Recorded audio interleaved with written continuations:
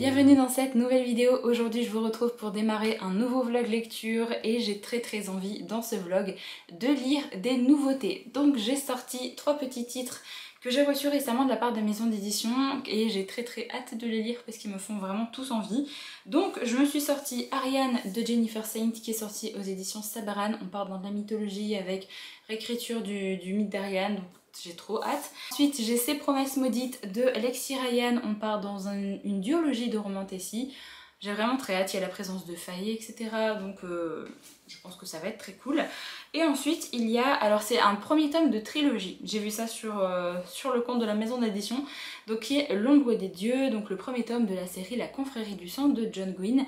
On part ici dans de la mythologie plus un peu nordique avec la présence de vikings, la présence de ce genre de créatures là. Franchement j'ai vraiment trop hâte de le lire aussi, j'ai vu de très bons avis sur cette série. Donc voilà, les 3 titres que j'ai reçus récemment qui me tentent beaucoup et j'espère vraiment que je pourrai les lire là dans ce vlog là.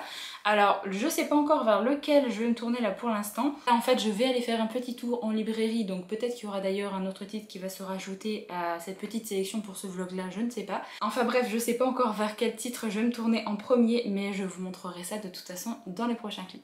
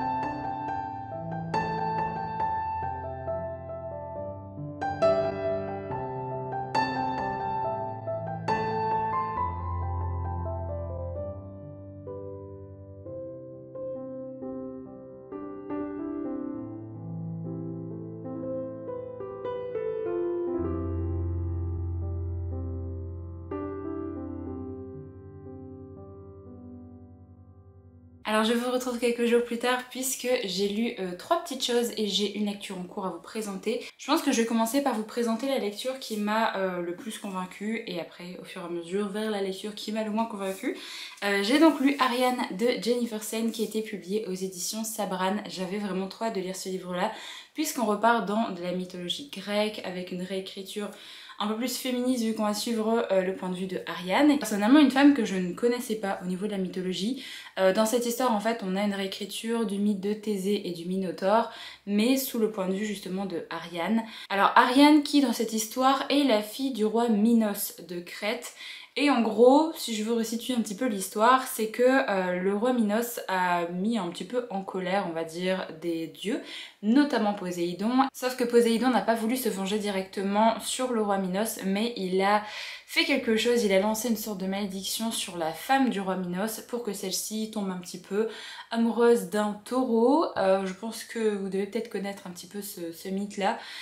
En gros, elle a fait des papouilles avec un taureau et elle a accouché d'un enfant assez particulier qu'elle va appeler Astérion et qui est un minotaure. Et dans cette histoire, on va suivre un petit peu la naissance et l'enfance en fait de Astérion, puisque Ariane est techniquement sa sœur, donc elle va suivre un petit peu l'évolution de ce minotaure là. Et au fur et à mesure des années, on s'aperçoit que le roi Minos veut limite prendre ce petit affront de Poséidon comme quelque chose de bien, et en gros il va demander à Dédale de construire un énorme labyrinthe sous son palais pour y enfermer le Minotaure. Alors, il y a une petite guerre depuis quelques années entre la Crète et Athènes et en gros ils vont se mettre d'accord pour un cessez-le-feu. Parce que les conditions de ce cessez-le-feu pour Athènes, c'est d'envoyer 7 jeunes hommes et 7 jeunes filles tous les ans en Crète pour qu'ils soient libérés dans le labyrinthe pour le Minotaure.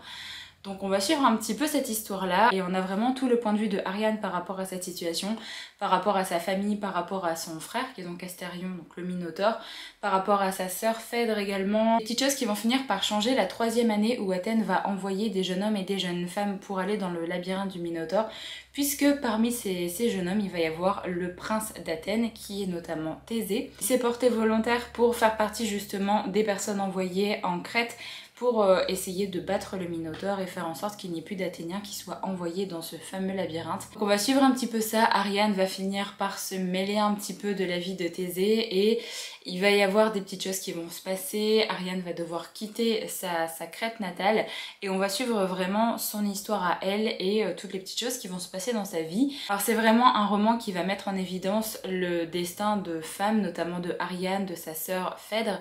On va également voir plusieurs autres femmes qui vont être un peu touchées par ce que les hommes peuvent leur faire subir, ce que les dieux peuvent leur faire subir également. Donc on va suivre pas mal de points de vue féminins assez forts quand même dans le roman. Voilà pour le résumé de ce roman. Je pense que je vais pas vous dire davantage de choses parce que le roman n'est quand même pas très long, il fait moins de 400 pages. J'ai vraiment bien aimé. Déjà j'ai beaucoup aimé la plume, j'ai été vraiment embarquée directement dans cette histoire. Je connaissais pas grand chose moi du mythe de Thésée, du Minotaure, je connaissais vite fait l'histoire. Mais je suis pas du tout une pro de la mythologie grecque, donc si vraiment il y a des choses par exemple dans ce roman qui sont complètement aberrantes, moi personnellement je ne les vois pas parce que je suis pas du tout une pro là-dedans. Donc personnellement je lis ça vraiment comme une fiction, donc j'ai pas du tout de référence de base sur la mythologie et notamment le personnage d'Ariane, moi je la connaissais pas du tout. Le personnage de Phèdre je connaissais un petit peu, donc la sœur d'Ariane, mais c'était vraiment très très léger.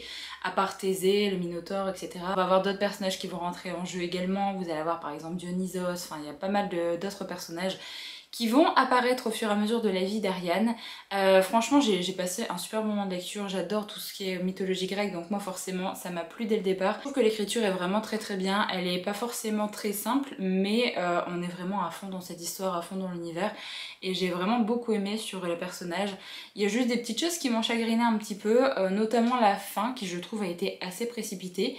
Je m'attendais pas à ce que ça se termine comme ça aussi vite en fait. Même l'épilogue, je l'ai vraiment trouvé très très rapide, donc ça m'a perturbé un petit peu. Et il y a également ce qui touche un peu au personnage d'Ariane, puisqu'elle va faire des choix au début de sa vie et après je trouve qu'elle s'efface un petit peu, et je sais pas, j'aurais aimé que ce soit peut-être une figure un peu plus forte, et par exemple il y a des petites choses qui arrivent avec le personnage de Dionysos et j'ai pas été convaincue à 100% de ce qui se passait avec le personnage de Dionysos, voilà. Plus vers la fin du roman là ce qui se passe, mais ouais je sais pas, j'aurais aimé vraiment qu'il se passe un peu d'autres choses avec elle. J'ai bien aimé également qu'on ait quelques points de vue avec le personnage de Phèdre à partir de la 2e ou 3e partie, je ne sais plus, on a le point de vue également de Phèdre dans cette histoire. Et j'ai trouvé ça très très chouette, donc vraiment très bonne découverte, et j'ai vraiment hâte de découvrir les autres titres que Jennifer Saint a écrit, puisqu'elle a écrit sur... alors il y a un des titres c'est Electra et le deuxième c'est Atalanta.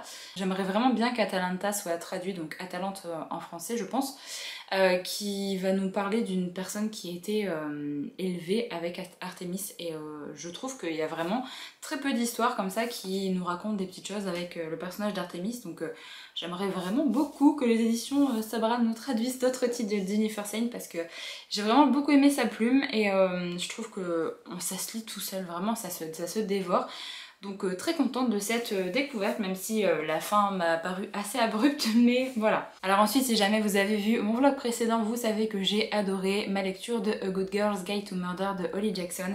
Et là du coup je me suis jetée sur le tome 2 qui est Good Girl Bad Blood, qui est également traduit en français. Je vous mettrai la petite couverture quelque part. Alors dans ce roman, on a vraiment les événements qui vont suivre ce qui s'est passé dans le premier tome, donc je vais essayer de pas trop spoiler non plus pour les personnes qui n'ont pas lu le tome 1. Mais je sais qu'il y a pas mal de personnes qui m'ont demandé si on pouvait lire un peu les titres indépendamment.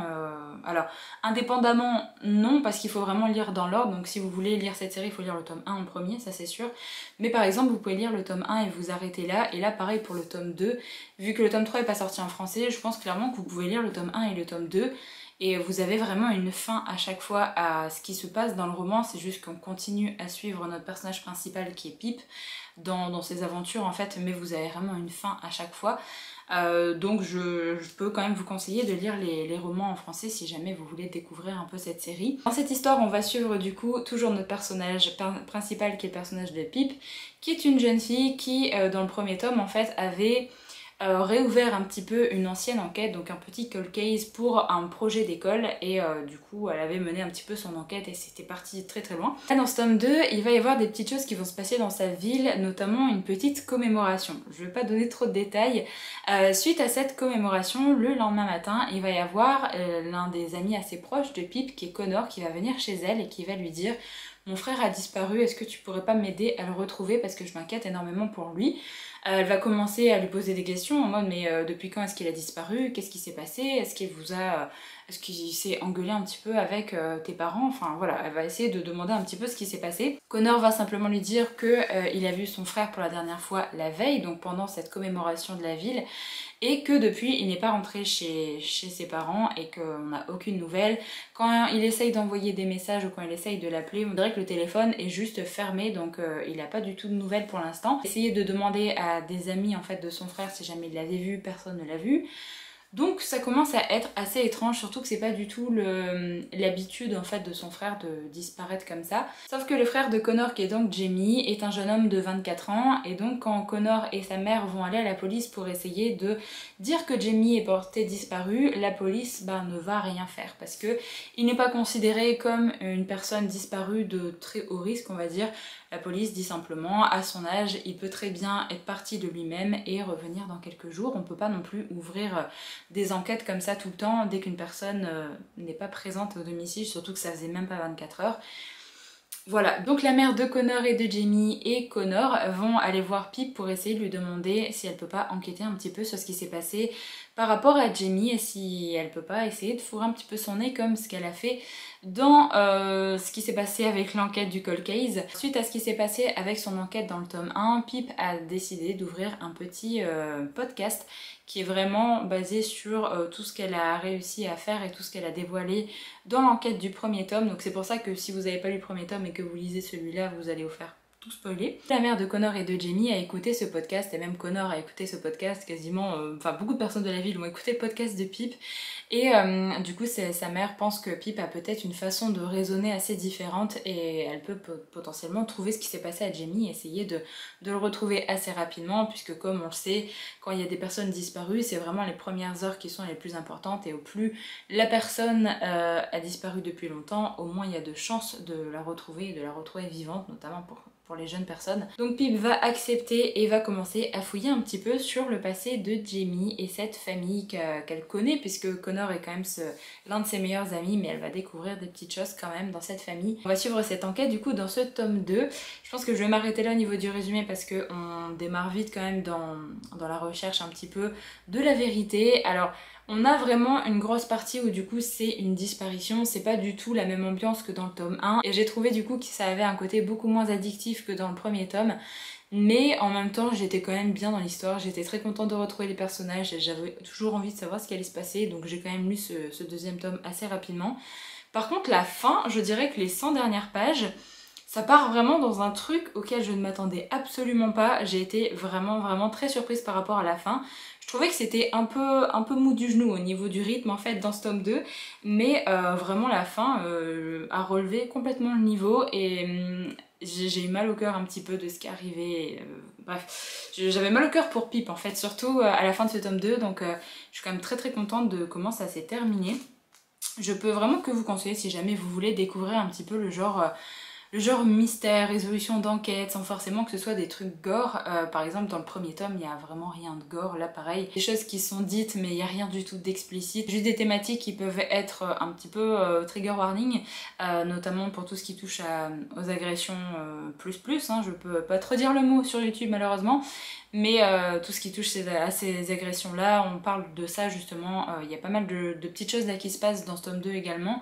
Vous avez également la présence de drogue, enfin il y a pas mal de sujets en fait différents dans ce roman. Pas non plus un roman à mettre entre les mains de jeunes personnes, hein, mais c'est clairement un roman qui peut être très cool pour commencer justement sa découverte de tout ce qui est... Si vous voulez découvrir les thrillers mais que vous avez peur d'être très vite sensible, ça peut être cool de démarrer avec ce genre de série où c'est plus une résolution d'enquête, un peu mystère comme ça, avec juste quelques éléments comme ça qui peuvent être amenés et qui peuvent être un peu dérangeants, mais pas non plus un truc trop gore. Donc voilà, pour ma lecture du tome 2, je suis vraiment très contente de l'avoir lu et je l'ai bouffé vraiment rapidement. Et maintenant j'ai trop hâte de lire le tome 3 pour terminer cette série parce que j'ai lu du coup les synopsis après avoir terminé ce tome 2. Et j'avoue qu'on part dans un truc où j'ai vraiment très hâte de lire le tome 3 et du coup je vous donnerai un petit peu mon avis sur le tome 3, je vous dirai si... Pour moi, je trouve qu'il s'il y avait une raison ou pas pour que ce soit pas traduit en français. Après, la maison d'édition fait clairement ce qu'elle veut, hein. C'est elle qui a le dernier mot sur ça, mais je suis très curieuse de savoir pourquoi la maison d'édition n'a pas publié le tome 3, donc je vous dirai ça quand je lirai le tome 3. Donc voilà, pour la deuxième lecture que j'ai terminée, et du coup, j'ai également lu Ces promesses maudites de Lexi Ryan, qui a été une lecture extrêmement rapide. Ça vraiment, s'il y a bien un point fort avec ce livre, c'est que l'écriture est très simple, très fluide et ça se dévore. Voilà, c'est vraiment le point positif je trouve de ce roman. Alors dans cette histoire on est dans un titre de romantasy, il va y avoir 2 tomes dans cette série et on part dans tout ce qui est féerie et compagnie, donc c'est pour ça que j'avais vu beaucoup de personnes dire que si on a aimé ACOTAR, on allait potentiellement apprécier ce titre-là. Dans cette histoire, on va suivre Bri, qui est une jeune fille assez douée au niveau de tout ce qui est vol, au niveau de tout ce qui est cambriolage, etc. Elle n'a pas forcément une situation familiale extrêmement cool, puisqu'elle vit avec sa tante et ses 2 filles. Ça fait un petit peu Cendrillon, je trouve, avec la tante et les 2 méchantes belles-sœurs. Puisqu'en fait, sa sœur et elle vivent dans une sorte de cave où il n'y a pas de fenêtre, où c'est tout petit. En fait, elles doivent rembourser une somme assez importante à leur tante tous les je sais pas combien de temps, puisqu'en fait, elles ont signé un contrat avec leur tante. Que c'était soit elles habitaient avec leur tante et elles signaient ce contrat, donnaient de l'argent tous les autant de temps comme ça à leur tante, ou alors elles pouvaient être potentiellement vendus à des faillés et devenir des esclaves, enfin voilà. Vivre des choses pas forcément très chouettes depuis leur enfance. Donc elles ont choisi de vivre avec leur tante, mais c'est quand même pas extraordinaire et la Bri est extrêmement fatiguée. Elle fait énormément de travail différent et elle essaye de voler également pour essayer de survivre. Sauf qu'un beau jour, sa tante va commencer à en avoir marre de pas avoir son dû et elle va vendre sa sœur à un faillé qui n'est autre que le roi d'une des factions de faillés, on va dire. Donc Bri va avoir beaucoup de mal à accepter ça et elle va partir à la recherche de sa sœur, sachant que Bri déteste tout ce qui touche au faillé, donc elle va vraiment prendre sur elle et partir en faillerie pour retrouver sa sœur. Et elle va se retrouver face au roi qui justement a acheté sa sœur. Et ce roi va lui dire que si elle veut libérer sa sœur, eh bien il va falloir qu'elle vole 3 petites choses pour lui, puisqu'il a eu connaissance que Bri était une voleuse assez expérimentée. Donc elle va devoir voler 3 petites choses et il va lui dire au fur et à mesure ce qu'elle va devoir prendre dans le royaume adverse, on va dire, de ce roi. Donc Bri va devoir se faire passer pour une des prétendantes du prince du royaume adverse pour essayer d'aller justement dans cette petite société, essayer de voler ces 3 objets pour libérer sa sœur. Donc on va la suivre dans cette cour, elle va essayer de retrouver les objets pour ce fameux roi, ce fameux méchant roi. Elle va du coup se rapprocher du prince vu que ce sera l'une de ses prétendantes. Et il va également y avoir un rebelle qui va se mêler de cette histoire et je vous laisse découvrir un peu plus de choses. En soi, c'était une lecture hyper agréable. Franchement, je trouve que ça se dévore. J'étais vraiment bien dans l'histoire. Après, j'ai pas trouvé que c'était extraordinaire. J'ai pas trouvé... Alors déjà, le world building est pas vraiment développé. C'est très peu développé dans le roman. On sait un peu pourquoi il y a deux clans un petit peu de faillés, mais on sait pas grand chose d'autre en fait de cette histoire. Je trouve que les petits retournements de situation sont très prévisibles. Il y a uniquement quelques petites choses par rapport à la fin qui m'ont vraiment surprise, mais sinon tout le reste, bah, j'ai tout vu venir. Vraiment, tout était obvious tout au long du roman. Et il y avait eu un triangle amoureux. Alors je pensais vraiment que ça allait m'énerver parce que c'est pas quelque chose que j'aime bien, les triangles amoureux dans les romans. Là en soi, franchement, ça m'a pas dérangé plus que ça. Il y a vraiment un personnage que je préfère à un autre, forcément. On a toujours une petite préférence, mais je pensais vraiment que ça allait plus me déranger que ça, parce que vraiment c'est pas quelque chose que j'aime bien. Là franchement ça va, mais ce qui m'a un peu pas forcément plu plus que ça, c'est que j'ai trouvé les personnages mais hyper agaçants. J'ai pas réussi à m'attacher aux personnages. Donc Brie, je l'ai trouvée mais tellement naïve à certains moments. Je trouvais qu'au début du roman, ça faisait un peu femme forte, femme qui sait se débrouiller, et au fur et à mesure du roman, j'étais en mode mais... En fait, là, t'as changé complètement de caractère, je retrouve plus le même personnage qu'au début du roman. Elle est extrêmement naïve, elle a pas vu venir plein de choses qui étaient mais tellement... que, je sais pas, vraiment j'ai pas compris les réactions du personnage principal. Bon, j'ai dû changer la batterie, je disais. Au vu de la fin, en fait, ça donne vraiment très envie de lire le tome 2 parce qu'il se passe enfin des petites choses que j'avais pas vu venir. Il y a des petits retournements de situation et je trouve que le personnage prend enfin un peu de charisme vers la fin. Donc ça donne vraiment très envie de lire le tome 2. Et comme c'est une duologie, je pense que je lirai le tome 2 pour avoir le fin mot de cette histoire. Mais j'ai pas trouvé que c'était non plus extraordinaire. Donc faut pas vous attendre à vraiment une histoire avec des gros retournements de situation, avec un world building de dingue. Surtout qu'en plus c'est qu'une duologie, donc ça va assez vite. Voilà, je m'attendais peut-être à mieux, à plus aimer les personnages, à avoir une héroïne un peu plus badass peut-être. Moi, je suis un petit peu déçue parce que vraiment les gens avaient dit de très bons avis, notamment en anglais. Mais j'ai pas trouvé ça non plus fifou. Voilà, c'était sympa, c'était vraiment sympa, ça se lit bien, ça se dévore. C'est vraiment une lecture sans prise de tête, avec un style d'écriture qui est vraiment très fluide. Mais voilà, il n'y a pas non plus énormément de retournements de situation, il n'y a pas non plus moult péripéties. Il y a une romance qui est quand même très importante dans l'histoire. Un triangle amoureux, si jamais vous n'aimez pas ça, faites attention parce qu'on retrouve ça dans le roman. Donc voilà, c'était sympa, je lirai le tome 2 parce que j'ai envie de connaître la suite, notamment par rapport à la fin de ce premier tome.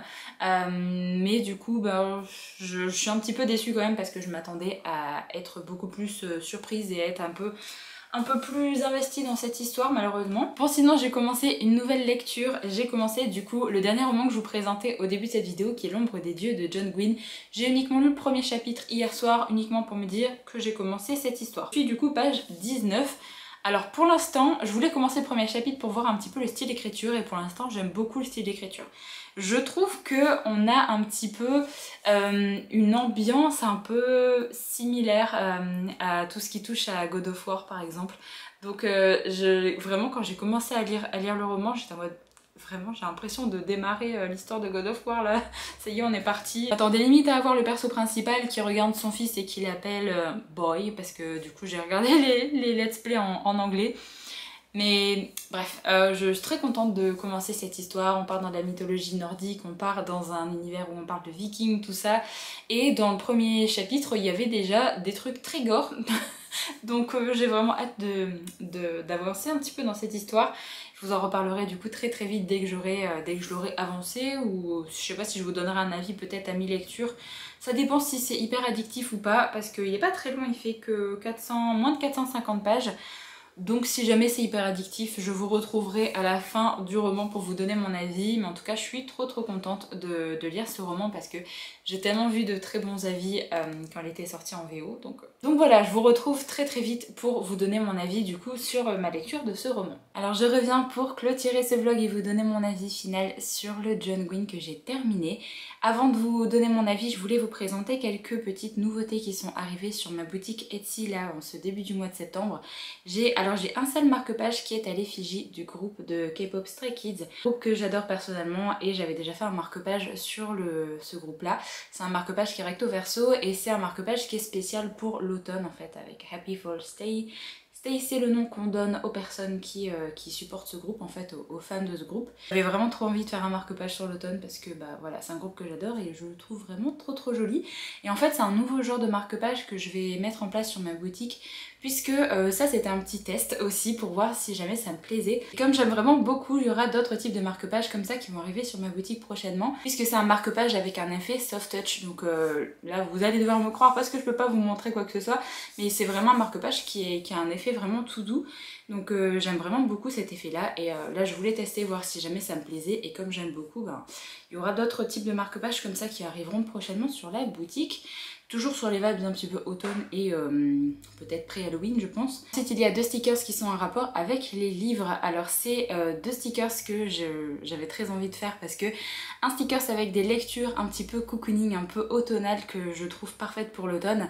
Donc qui se présente comme ceci. Donc c'est une petite pile de livres avec en tout premier le livre Legends and Latte, en deuxième Rebecca de Daphné du Maurier, en troisième Circé et en dernier c'est Le nom du vent de Patrick Rothfuss. C'est un petit sticker que je voulais vraiment faire parce que j'adore les vibes automnales, j'adore les lectures avec ce genre de vibes aussi. Comme c'est des livres que j'ai lus et je trouve que c'est vraiment des romans qui ont vraiment ce côté très automne je trouve au niveau du récit. Du coup j'avais très envie de faire ce genre de petits stickers.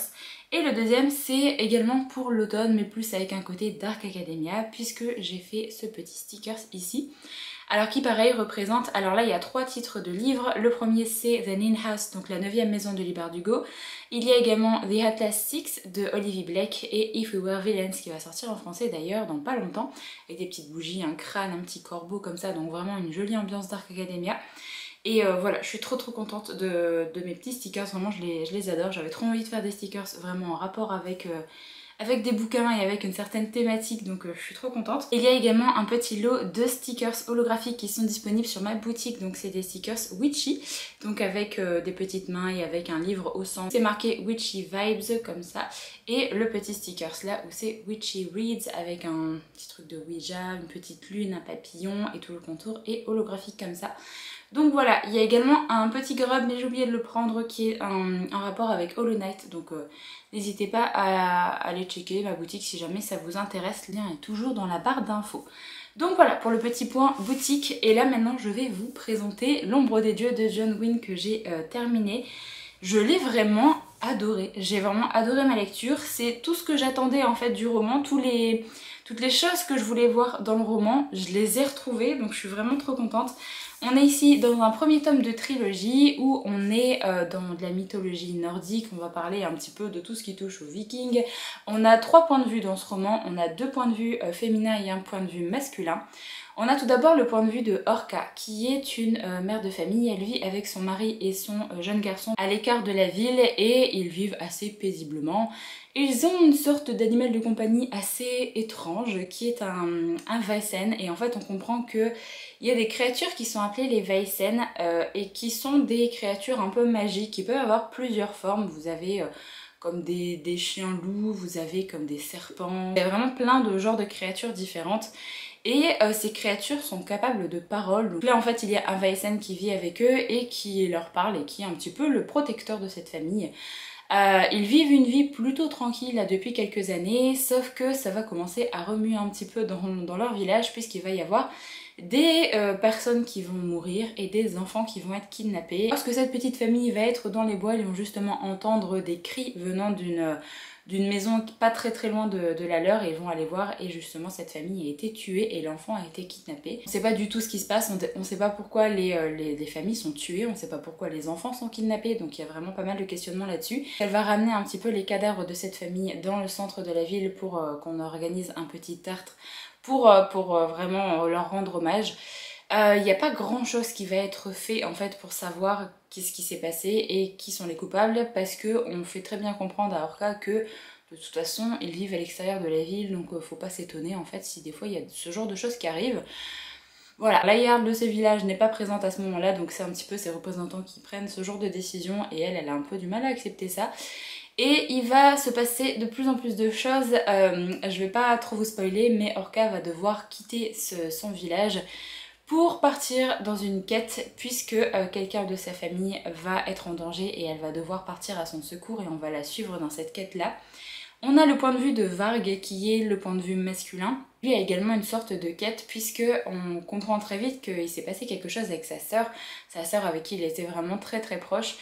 Et on comprend qu'elle a été tuée et que potentiellement il est à la recherche du meurtrier de sa sœur. On essaie de comprendre un petit peu ce qui s'est passé pour sa sœur en même temps que lui, sauf que Varg va avoir une idée très précise en tête. Il va chercher les deux types de personnes qui peuvent l'aider dans sa quête de vengeance, qui sont des personnes qui sont capables d'utiliser la magie et qui vont être capables de faire une sorte de rituel pour revivre les derniers instants de sa sœur et donc voir qui l'a tué. Donc on va le suivre un petit peu pendant ses recherches pour trouver ce genre de personnes et il va finir par tomber sur une confrérie assez réputée puisque c'est une confrérie assez sanglante qui n'hésite pas à faire de sale boulot pour être grassement payé, notamment aller tuer telle ou telle personne. Voilà, c'est une confrérie un petit peu de mercenaires on va dire, et il va finir par devoir rentrer là-dedans parce que dans cette confrérie il y a justement une sorcière qui est capable de faire le rituel qu'il veut mettre en place. Donc il va essayer de s'intégrer dans cette confrérie et il va trouver quand même pas mal de personnes avec qui il s'entend très très bien. On va avoir vraiment ce côté camaraderie qui est bien amené, ce côté limite nouvelle famille en fait qui va être amenée avec le point de vue de Varg et j'ai vraiment beaucoup aimé ça. Et le troisième point de vue, qui est donc un autre point de vue féminin, qui est le point de vue de Elvar, qui est mon point de vue, le point de vue que j'ai le moins aimé. Au début, surtout, à la fin, il se passe quand même beaucoup de choses avec son point de vue, du coup j'ai vraiment bien aimé la suivre parce qu'on avait plein d'infos sur l'univers et sur pas mal de petites choses. Mais c'est vrai qu'au début, c'est le point de vue que j'ai un peu le moins aimé parce que je trouvais que ce personnage était très froid et j'arrivais pas à m'attacher à elle et je comprenais pas pourquoi on la suivait tout simplement. Autant Orca c'est quand même un personnage très froid, vous avez vraiment le personnage typique de la femme viking très froide qui est très terre à terre en mode il faut apprendre à faire ça sinon tu meurs, il faut pas faire ça sinon tu meurs. Donc vraiment c'est très très carré au niveau de Orca, mais elle a sa quête, on s'attache quand même vachement à elle directement dès le départ. Là c'est pas pareil avec Elvar, je trouve qu'on met vraiment du temps à s'attacher à elle. Mais j'ai trouvé que son point de vue était très intéressant parce qu'on part vraiment dans une autre direction. On est notamment sur les mers avec également une compagnie. Elle fait partie également d'une sorte de compagnie comme pour la compagnie qui va accompagner Varg. Et du coup on voyage en drakkar. C'est vraiment un point de vue très très différent des deux autres et j'ai quand même beaucoup aimé ça parce qu'on a vraiment on découvre un autre côté de l'univers pendant pas mal de temps, même s'il y a des petites choses qui vont se finir par se regrouper à la fin. Soit pour Elvar, je vais pas vous dire grand chose de plus, à part qu'on voyage beaucoup, elle fait partie d'une compagnie et elle essaye de trouver sa place, donc elle va participer à des batailles, c'est une femme très forte. Voilà, je vous dis juste ça. C'est également une compagnie qui va chercher à s'en mettre plein les poches et qui va essayer de faire telle ou telle mission pour aller soit trouver certaines personnes ou soit trouver des richesses. Donc voilà, on va suivre un petit peu ces points de vue là. Alors dans cet univers, il faut savoir qu'on est après le Ragnarok, que les dieux n'existent plus et que on va dire que parler des dieux et les vénérer c'est quelque chose qui est très mal vu. Et vous avez également les personnes qui seraient les descendants des dieux qui sont pourchassés. Cette histoire, en fait, les dieux avaient une forme un peu animale. Vous avez des dragons, vous avez un rat, je crois, vous avez un ours, un loup. Enfin voilà, vous avez plein de créatures différentes qui étaient considérées comme des dieux à l'époque.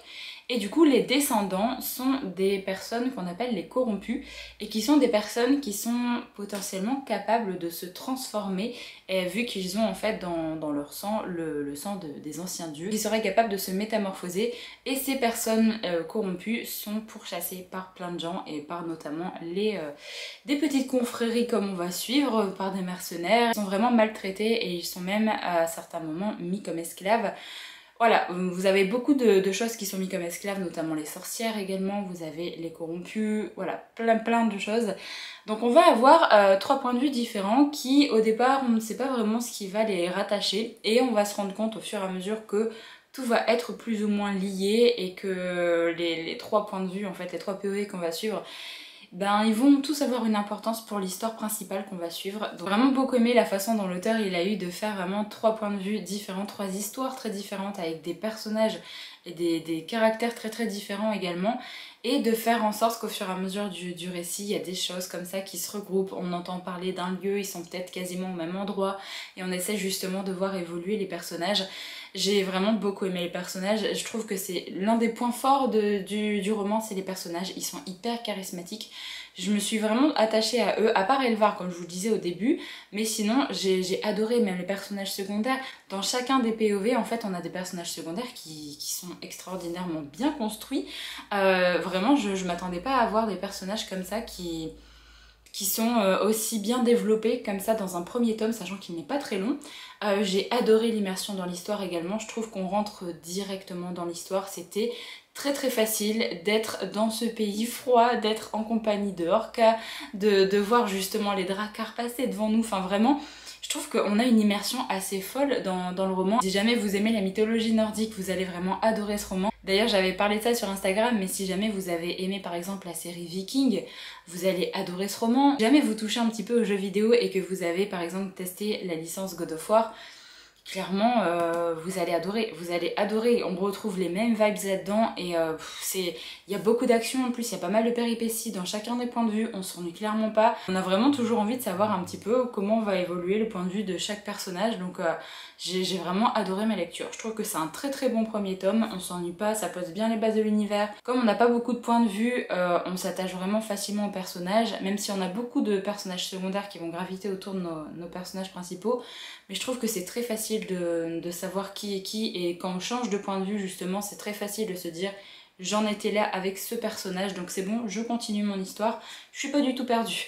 Donc j'étais vraiment trop contente d'avancer dans l'histoire à chaque fois, je trouve que c'était tellement immersif, j'avais trop envie de savoir ce qui va se passer. Vraiment pas mal d'action, j'ai beaucoup aimé également la façon dont l'auteur il a eu de prendre la mythologie nordique et tous les éléments un petit peu vikings qu'on connaît et d'ajouter en fait tout ce qu'il voulait ajouter de son monde de fantasy qu'il a créé. Il a vraiment imbriqué ça là-dedans et franchement ça a donné quelque chose de super crédible. J'avais vraiment l'impression que tout ce que l'auteur a créé niveau fantasy, ça faisait partie de la mythologie en fait nordique qu'on connaît et qu'il n'y avait rien de rajouté en fait de sa part. C'est comme si je lisais vraiment juste un roman de mythologie nordique basique. Et alors on n'a pas forcément beaucoup le côté des dieux, etc. Comme je vous l'ai dit, on est après l'époque des dieux. Même si on en parle quand même pas mal, on se concentre quand même sur les points de vue des personnages qu'on suit. Mais je pense que dans la suite de l'histoire, il va y avoir des petites choses qui vont changer parce qu'on a une fin qui m'a vraiment surprise. Je m'attendais pas à ce que ça part dans cette direction-là. Je m'attendais pas à vraiment à un truc. Il y a un truc qui m'a voilà, je m'attendais pas du tout à ça. Je peux pas trop en dire, mais vraiment j'étais vraiment très surprise par la fin. J'ai vraiment beaucoup aimé la tournure de l'histoire. J'ai trop hâte, vraiment j'ai trop hâte. Alors c'est pas un coup de cœur parce que j'ai eu du mal avec le personnage d'Elvar au début. Je pense que c'est juste pour ça. Mais sinon, c'était trop bien, vraiment c'était trop bien. Alors je sais pas si c'est un roman qui conviendrait aux personnes qui veulent découvrir de la fantaisie adulte, mais en même temps, si jamais vous aimez la mythologie nordique, que vous êtes déjà familier ou familière avec tout ce qui touche aux Vikings par exemple, je pense que vous pouvez largement apprécier ce roman-là et potentiellement commencer la fantaisie adulte avec ce roman-là aussi. Parce que si jamais vous connaissez déjà un peu la mythologie nordique comme ça, vous n'allez pas être perdu, vous allez vraiment retrouver une atmosphère que vous connaissez déjà, avec des termes que vous connaissez déjà.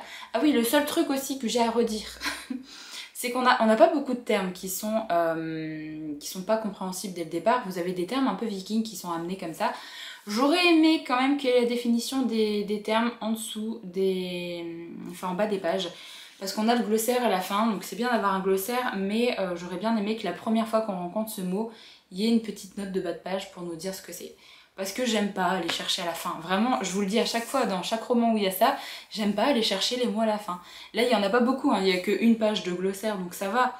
Mais vous avez ces mots-là et ça. Voilà. Quelques mots moi que je connaissais déjà par rapport aux séries et aux petites choses en rapport avec les Vikings que j'avais déjà pu lire ou voir. J'étais pas non plus totalement perdue à chaque fois, mais c'est vrai que j'aurais bien aimé que la définition du mot soit en bas de page. Voilà. Si j'ai à chipoter sur ça, voilà, il y aurait ça que j'aurais à dire. Donc voilà, trop contente de ma découverte de ce roman, j'ai vraiment adoré et je peux que vous conseiller si jamais vous voulez lire un roman avec cette mythologie, parce qu'on n'en a pas tant que ça. On commence à sortir pas mal un peu les romans avec ce genre de mythologie, mais je trouve qu'on n'en a pas assez. C'est vraiment trop bien. Au bout d'un moment, c'est bien la mythologie grecque, mais les mythologies nordiques, la mythologie... J'adore moi ce genre de mythologie là. En plus c'est un roman qui peut bien vous accompagner également cet hiver, parce qu'on a cette ambiance assez froide comme ça. Et c'est vrai que ça peut être cool si jamais vous voulez vous le garder pour cet hiver par exemple. En tout cas si jamais vous aimez ce genre de mythologie, que ça vous tente, je vous conseille vraiment de jeter un œil à cette série, parce que ça se dévore. Et je suis très contente parce que ça fait un petit moment que je n'ai pas lu de fantasy adulte autre que Sanderson. Parce que cette année j'ai quand même lu pas mal de Sanderson.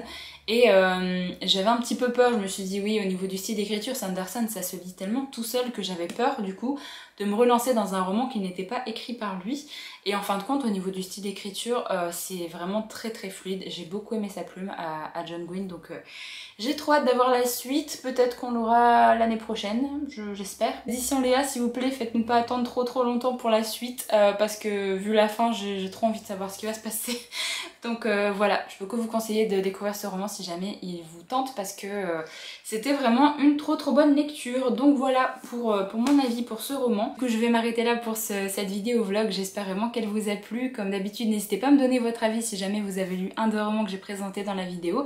Moi je vous retrouve très vite pour un prochain vlog qui sera avec une ambiance automnale à souhait, parce que j'ai très envie de commencer ma pile à lire automnale et que j'ai envie de décorer un petit peu mon coin pile à lire également. Donc bref, vous verrez ça dans la prochaine vidéo, mais j'ai très hâte de lire ma pile à lire automnale, donc j'ai très hâte de vous sortir la vidéo aussi parce que j'ai très envie de faire un truc un petit peu cosy. Donc je vais m'arrêter là, j'espère vraiment que la vidéo vous a plu. Je vous retrouve du coup très vite dans une prochaine vidéo, donc en attendant, prenez soin de vous.